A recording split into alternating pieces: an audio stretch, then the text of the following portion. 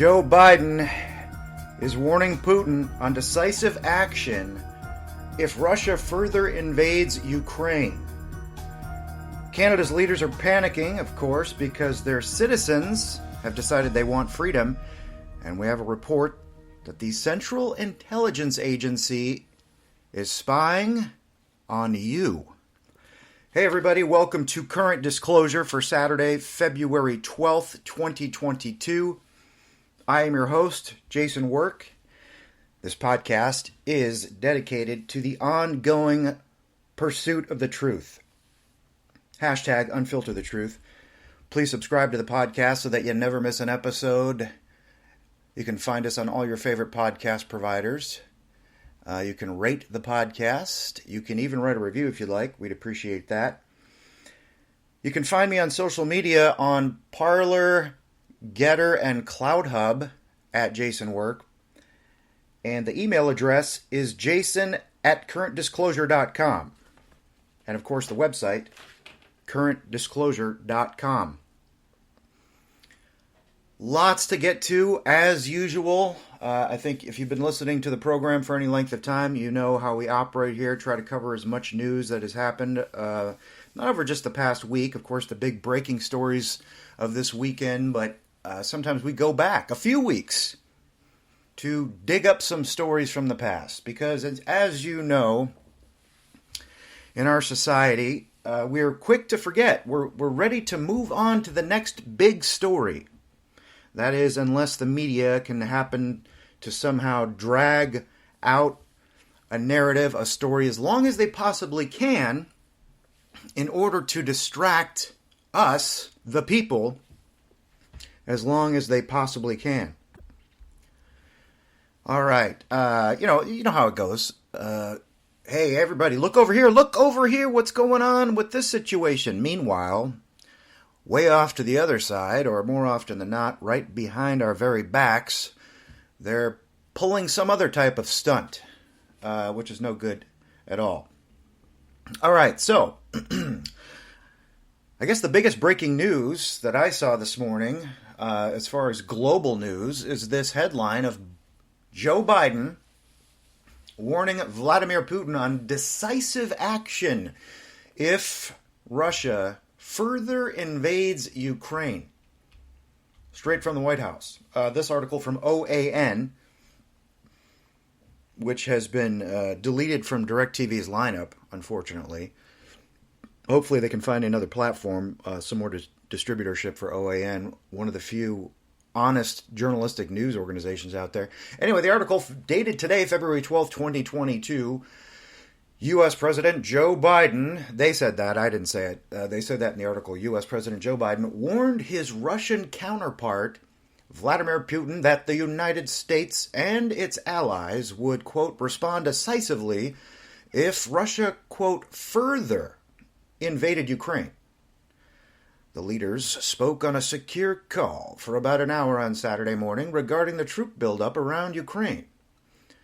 Quote, President Biden reiterated that a further Russian invasion of Ukraine would produce widespread human suffering and diminish Russia's standing. A U.S. official said the call produced no fundamental change, and it was unclear if Russia would pursue diplomacy or military action. While the United States was prepared to engage in diplomacy, Washington remained equally prepared for other scenarios, says the White House. So that's breaking this morning. I feel like it's really not brand new information. There's kind of been this back and forth regarding Ukraine now for several weeks, if not months. Of course, we are all supposed to be in perpetual fear of World War III breaking out because we're being told that if Russia does further invade Ukraine, now we're saying the U.S. will take decisive action. Well, what does that mean? And this comes on the heel of this article. And again, folks, you have to look at the big picture here for a moment, if you will. And we've got articles and news we're going to talk about on COVID and mask mandates being dropped all over the country. all over the world, Canada, France, protests, so on and so forth.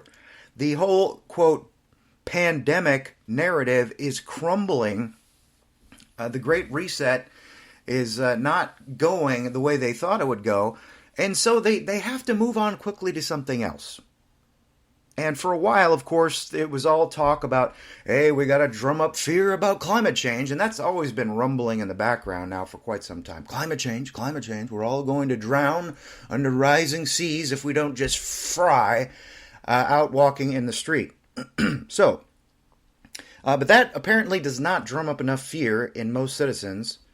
The brainwashing in the schools, where you have children now afraid that the world is going to blow up due to man-made global warming, it's not working quick enough.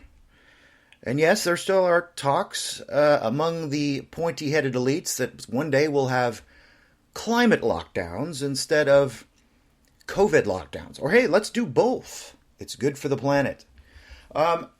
So, all that being said, all this focus now, all this attention and energy is being focused on supposed World War III breaking out. Russia piling up the troops with Ukraine. Keep in mind, too, we've had this whole fear being drummed up about China and Taiwan.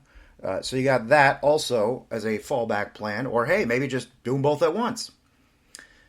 Anyway, that being said, you've got this article here from Sputnik that came out yesterday.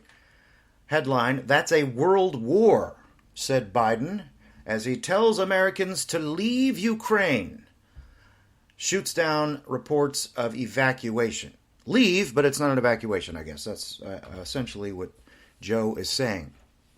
Now, this is interesting. I did see some hilarious memes from the Babylon Bee now comparing rescuing Americans from Ukraine like we supposedly try to rescue Americans from Afghanistan when Joe Biden botched that whole U.S. military pullout. So, they're making fun of, hey, Americans better get out of Ukraine because World War III could start at any moment. U.S. President Joe Biden echoed the U.S. State Department's travel advisory during a Thursday evening broadcast with NBC News anchor Lester Holt.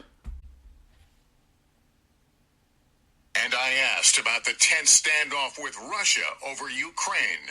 What are your plans toward American citizens who are in Ukraine and might be there during an invasion?